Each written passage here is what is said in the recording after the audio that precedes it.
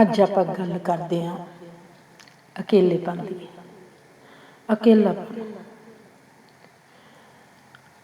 ਗੱਲ ਇਹ ਆ, ਜਦ ਅਸੀਂ ਉਸ ਸਟੇਜ ਦੇ ਉੱਤੇ ਪਹੁੰਚ ਹੀ ਗਏ ਕਿ ਅਸੀਂ ਆਪਣੇ ਆਪ ਦੇ ਵਿੱਚ ਆਪਣੇ ਆਪ ਨੂੰ ਅਕੇਲਾ ਫੀਲ ਕਰਦੇ ਹਾਂ।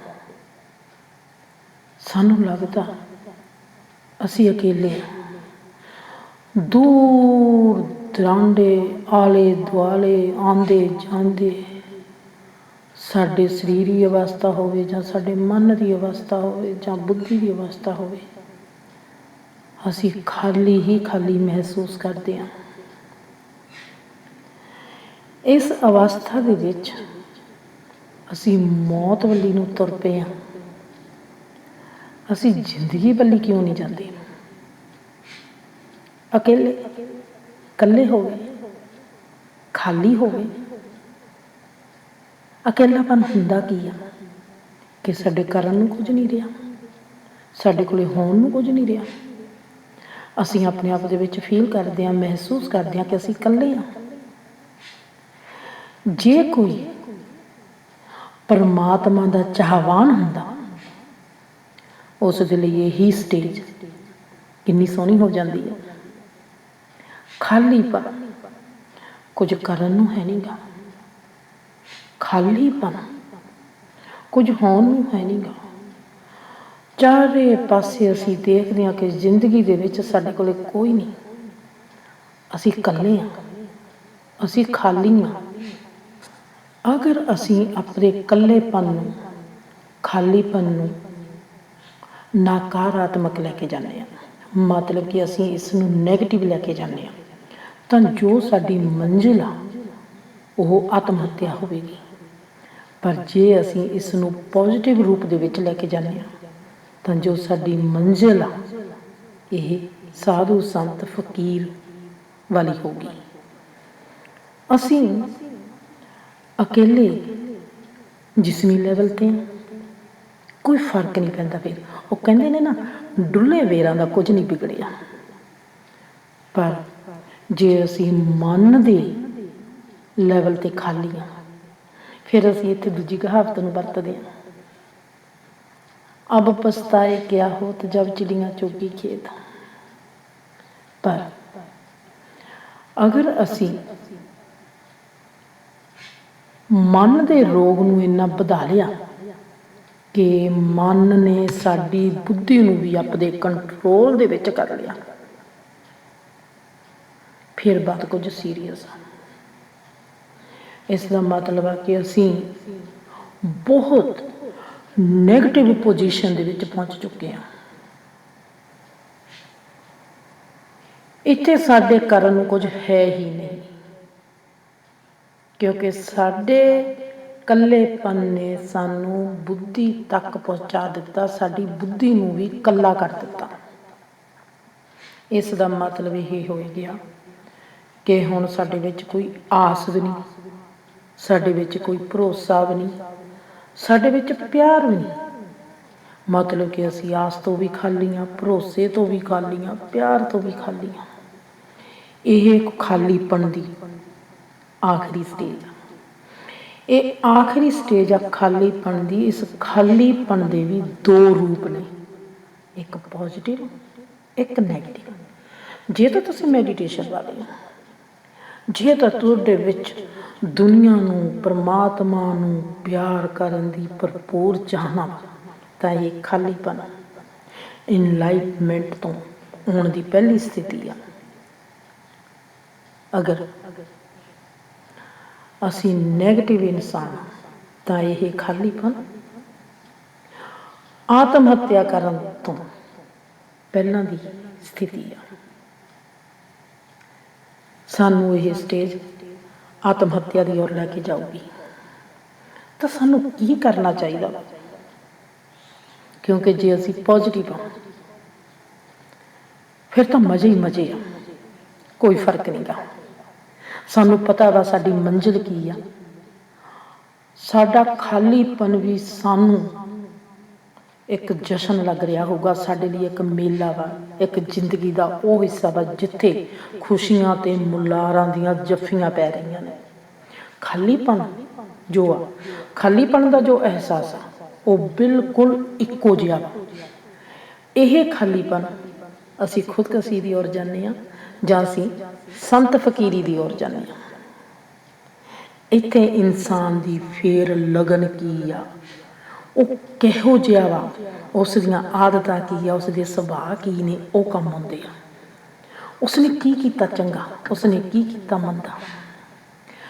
ਖੁਦਕੁਸ਼ੀ ਕਰਨਾ, ਆਤਮ ਹੱਤਿਆ ਕਰਨਾ ਬੁਰੀ ਗੱਲ ਨਹੀਂ, ਪਰ ਆਪਾਂ ਆਤਮ ਹੱਤਿਆ ਕਰੀਏ ਕਿਉਂ? ਆਪਾਂ ਇਹ ਨਹੀਂ ਦੇਖਾਂਗੇ ਕਿ ਮੈਂ ਆਤਮ ਹੱਤਿਆ ਦੀ ਵੱਲੀ ਨੂੰ ਜਾ ਰਹੀ ਹਾਂ। ਜਦੋਂ ਮੈਂ ਆਤਮ ਹੱਤਿਆ ਦੇ ਲਈ ਸੋਚਿਆ, ਮੇਰਾ ਸਾਥ ਕਿਹਨੇ ਦਿੱਤਾ? ਸਭ ਤੋਂ ਜ਼ਿਆਦਾ ਮੇਰੀ ਹੀ ਜ਼ਿੰਦਗੀ ਨੇ। ਮੇਰੀ ਜ਼ਿੰਦਗੀ ਕਹਿੰਦੀ ਆ ਮੇਰੇ ਕਰਨ ਨੂੰ ਕੁਝ ਨਹੀਂ ਗਾ, ਚੱਲ ਮੌਤ ਤੂੰ ਜਿੱਤ ਗਈ, ਮੈਂ ਤੇਰੇ ਨਾਲ ਹੀ ਚੱਲਦੀ ਹਾਂ। ਇੱਕ ਮਿੰਟ ਲਈ ਰੁਕ ਜਾਓ, ਦੇਖੋ ਕਿ ਜ਼ਿੰਦਗੀ ਮਰਨ ਦੇ ਲਈ ਤਿਆਰ ਹੋ ਗਈ ਕਿ ਅਸੀਂ ਇਸ ਜ਼ਿੰਦਗੀ ਦੇ ਲਈ ਜੀਣ ਨੂੰ ਤਿਆਰ ਨਹੀਂ ਹੋ ਸਕਦੇ। ਮਰਨ ਵੇਲੇ ਅਸੀਂ ਅਗਿਆਤ ਖੇਤਰ ਦੇ ਵਿੱਚ ਜਾਣਾ, ਸਾਨੂੰ ਪਤਾ ਨਹੀਂ ਉਸ ਖੇਤਰ ਦਾ ਨਾਮ। ਜਿਸ ਤਰ੍ਹਾਂ ਕਿ ਅਸੀਂ ਇਨਲਾਈਟਡ ਹੋਣ ਵੇਲੇ, ਨਿਰਵਾਣਾ ਪ੍ਰਾਪਤੀ ਵੇਲੇ, ਸਮਾਧੀ ਦੇ ਵੇਲੇ ਅਸੀਂ ਅਗਿਆਤ ਖੇਤਰ ਦੇ ਵਿੱਚ ਚਲੇ ਜਾਣਾ। ਉਸ ਅਗਿਆਤ ਖੇਤਰ ਦਾ ਸਾਡੇ ਵਿੱਚ ਇੱਕ ਚਾਅ ਹੁੰਦਾ, ਸਾਡੇ ਵਿੱਚ ਇੱਕ ਮੁਲਾਰ ਹੁੰਦਾ ਵਾ, ਕਿਉਂਕਿ ਅਸੀਂ ਪੋਜ਼ਿਟਿਵ ਹੁੰਦੇ ਹਾਂ। ਜਿਹੜਾ ਪੋਜ਼ਿਟਿਵ ਹੁੰਦਾ ਉਸ ਦੇ ਕੋਲ ਆਸ ਵੀ ਹੁੰਦੀ ਆ, ਉਸ ਦੇ ਕੋਲ ਭਰੋਸਾ ਵੀ ਹੁੰਦਾ, ਉਸ ਕੋਲ ਪਿਆਰ ਹੁੰਦਾ, ਉਸ ਦੇ ਕੋਲ ਸਭ ਕੁਝ ਹੁੰਦਾ। ਉਹ ਦਿਨੋਂ ਦਿਨ ਆਪਣੇ ਆਪ ਦੇ ਵਿੱਚ ਬ੍ਰਹਿਮੰਡ ਬਣਦਾ ਜਾਂਦਾ ਵਾ। ਪਰ ਜਿਹੜਾ ਨੈਗੇਟਿਵ ਹੁੰਦਾ ਉਹ ਖਾਲੀਪਣ ਦੇ ਵਿੱਚ ਆਪਣੇ ਆਪ ਦੇ ਵਿੱਚ ਸੁੰਗੜਦਾ ਜਾਂਦਾ। ਉਹ ਆਪਣੀ ਆਤਮਾ ਨੂੰ ਵੀ ਮਿਟਾਉਣ ਦੀ ਕੋਸ਼ਿਸ਼ ਦੇ ਵਿੱਚ ਹੁੰਦਾ ਵਾ, ਪਰ ਆਤਮਾ ਮਿਟਦੀ ਨਹੀਂ। ਆਤਮਾ ਬਹੁਤ ਗਹਿਰੇ ਦੁੱਖ ਦੇ ਵਿੱਚ ਪਹੁੰਚ ਜਾਂਦੀ ਆ ਕਿ ਮੈਨੂੰ ਵੀ ਇਸ ਇਨਸਾਨ ਨੇ ਮਿਟਾਉਣ ਦੀ ਕੋਸ਼ਿਸ਼ ਕੀਤੀ ਆ। ਕਿਤੇ ਉਹੀ ਆਤਮਾ ਬ੍ਰਹਿਮੰਡ ਦਾ ਵਿਸ਼ਾਲ ਰੂਪ ਬਣ ਸਕਦੀ ਆ, ਕਿਤੇ ਉਹੀ ਆਤਮਾ ਸੁੱਕੜ ਕੇ ਆਪਣੇ ਦੁੱਖ ਦੇ ਵਿੱਚ ਬਹੁਤ ਗਮਗੀਨ ਹੋ ਜਾਂਦੀ ਆ। ਜੋ ਜ਼ਿੰਦਗੀ ਮਰਨ ਦੇ ਲਈ ਤਿਆਰ ਹੋ ਗਈ, ਆਪਾਂ ਉਸ ਜ਼ਿੰਦਗੀ ਦੇ ਲਈ ਜੀਣ ਦੇ ਲਈ ਨਹੀਂ ਤਿਆਰ ਹੋ ਸਕਦੇ। ਮੌਤ ਨੇ ਵੀ ਸਾਤੋਂ ਘਰ-ਬਾਰ ਖੋਹ ਲੈਣਾ ਵਾ, ਫਿਰ ਅਸੀਂ ਹੀ ਕਿਉਂ ਨਹੀਂ ਮੌਤ ਲਈ ਘਰ-ਬਾਰ ਅਸੀਂ ਛੱਡਣ ਨੂੰ ਤਿਆਰ ਹਾਂ, ਰਿਸ਼ਤੇ ਨਾਤੇ ਛੱਡਣ ਨੂੰ ਤਿਆਰ ਹਾਂ। ਅਸੀਂ ਜ਼ਿੰਦਗੀ ਦੇ ਲਈ ਹੀ ਘਰ-ਬਾਰ ਕਿਉਂ ਨਾ ਛੱਡ ਦਈਏ, ਰਿਸ਼ਤੇ ਨਾਤੇ ਕਿਉਂ ਨਾ ਛੱਡ ਦਈਏ। ਅਸੀਂ ਸੰਸਾਰ ਦੇ ਵਿੱਚ ਚਲੇ ਜਾਂਦੇ ਹਾਂ, ਅਣਜਾਣੀ ਥਾਂ 'ਤੇ ਚਲੇ ਜਾਂਦੇ ਹਾਂ, ਅਣਜਾਣੇ ਲੋਕਾਂ ਦੇ ਵਿੱਚ ਚਲੇ ਜਾਂਦੇ ਹਾਂ। ਜਿਸ ਤਰ੍ਹਾਂ ਅਸੀਂ ਸਭ ਕੁਝ ਛੱਡ ਛਡਾ ਕੇ ਮੌਤ ਨੂੰ ਗਲ ਲਾਉਂਦੇ ਹਾਂ, ਉਸੇ ਤਰ੍ਹਾਂ ਹੀ ਅਸੀਂ ਜ਼ਿੰਦਗੀ ਦੇ ਹਵਾਲੇ ਆਪਣੇ ਆਪ ਨੂੰ ਕਰ ਦਿੰਦੇ ਹਾਂ। ਸਭ ਕੁਝ ਛੱਡ ਛਡਾ ਕੇ ਜ਼ਿੰਦਗੀ ਨੂੰ ਸਾਥੀ ਬਣਾ ਕੇ ਜ਼ਿੰਦਗੀ ਦੇ ਵੱਲ ਚੱਲਦੇ ਹਾਂ। ਖਬਰੇ ਇਹੀ ਖਬਰੇ, ਇਹ ਜੋ ਮੈਂ ਕਿਹਾ ਖਬਰੇ, ਇਸ ਖਬਰੇ ਦੇ ਪਿੱਛੇ ਜ਼ਿੰਦਗੀ ਦਾ ਅਨੰਤ ਰੂਪ ਰੰਗ ਆਕਾਰ ਛੁਪਿਆ ਹੋਇਆ ਵਾ, ਜਿੱਥੇ ਰੋਸ਼ਨੀ ਹੀ ਰੋਸ਼ਨੀ ਆ। ਤੁਸੀਂ ਰੋਸ਼ਨੀ ਦੇ ਵੱਲੀ ਇੱਕ ਕਦਮ ਰੱਖਿਆ, ਪਤਾ ਨਹੀਂ ਕਿੰਨੇ ਦੀਵੇ ਜਗਮਗਾਉਣ ਨੂੰ ਤਿਆਰ ਹੋ ਜਾਣਗੇ ਕਿ ਤੂੰ ਆ ਤਾਂ ਸਹੀ। ਅਸੀਂ ਖੁਦ ਹੀ ਆਪਣੇ ਆਪ ਨੂੰ ਜਗਾਉਂਦੇ ਹਾਂ, ਅਸੀਂ ਖੁਦ ਹੀ ਆਪਣੇ ਆਪ ਨੂੰ ਜਲਾਉਂਦੇ ਹਾਂ। ਅਨੰਤ ਦੀਵੇ ਸਾਡੇ ਸਵਾਗਤ ਦੇ ਲਈ ਤਿਆਰ ਹੋਣਗੇ। ਜ਼ਿੰਦਗੀ ਦੇ ਜ਼ਰੀਏ ਖੁਦ ਨੂੰ ਗਵਾਈਏ, ਉਸ ਜ਼ਿੰਦਗੀ ਦੇ ਵਿੱਚ ਉਸ ਅਣਜਾਣੇ ਸੰਸਾਰ ਦੇ ਵਿੱਚ, ਉਸ ਅਣਜਾਣੀਆਂ ਜ਼ਿੰਦਗੀਆਂ ਦੇ ਵਿੱਚ ਆਪਾਂ ਕਿਉਂ ਨਹੀਂ ਚੱਲਦੇ। ਇਹ ਨਵੀਂ ਦਿਸ਼ਾ ਜੋ ਅਸੀਂ ਫੜ ਲਈ, ਖਬਰੇ ਉੱਥੇ ਕੀ ਵਾਪਰ ਜਾਣਾ, ਖਬਰੇ ਉੱਥੇ ਕਿਹੜਾ ਚਮਤਕਾਰ ਹੋ ਜਾਣਾ, ਖਬਰੇ ਉੱਥੇ ਕਿਆ ਹੋ ਜਾਣਾ ਵਾ। ਇਹ ਨਵੀਂ ਦਿਸ਼ਾ ਆਪਣੇ ਆਪ ਦੇ ਵਿੱਚ ਖਬਰੇ ਦਾ ਲੈਵਲ ਲੈ ਕੇ ਆਸ ਬਣ ਗਈ, ਭਰੋਸਾ ਬਣ ਗਈ, ਪਿਆਰ ਬਣ ਗਈ। ਸਾਨੂੰ ਨਹੀਂ ਪਤਾ ਲੱਗਿਆ ਜੋ ਅਸੀਂ ਖੁਦਕੁਸ਼ੀ ਕਰਨ ਵਾਲੇ ਆ, ਸਾਨੂੰ ਨਹੀਂ ਪਤਾ ਲੱਗਿਆ। ਅਣਜਾਣੇ ਦੇ ਵਿੱਚ ਹੀ, ਚੇਤਨਾ ਦੇ ਵਿੱਚ ਅਸੀਂ ਉਹ ਬੀਜ ਦਿੱਤਾ। ਅਸੀਂ ਅਣਜਾਣੀ ਦੁਨੀਆ ਦੇ ਵਿੱਚ ਚਲੇ ਗਏ। ਦਿਸ਼ਾ ਬਦਲ ਗਈ, ਦਸ਼ਾ ਵੀ ਬਦਲ ਜਾਊਗੀ। ਮੌਤ ਦੇ ਲਈ ਜ਼ਿੰਦਗੀ ਰਾਜੀ ਹੋ ਗਈ।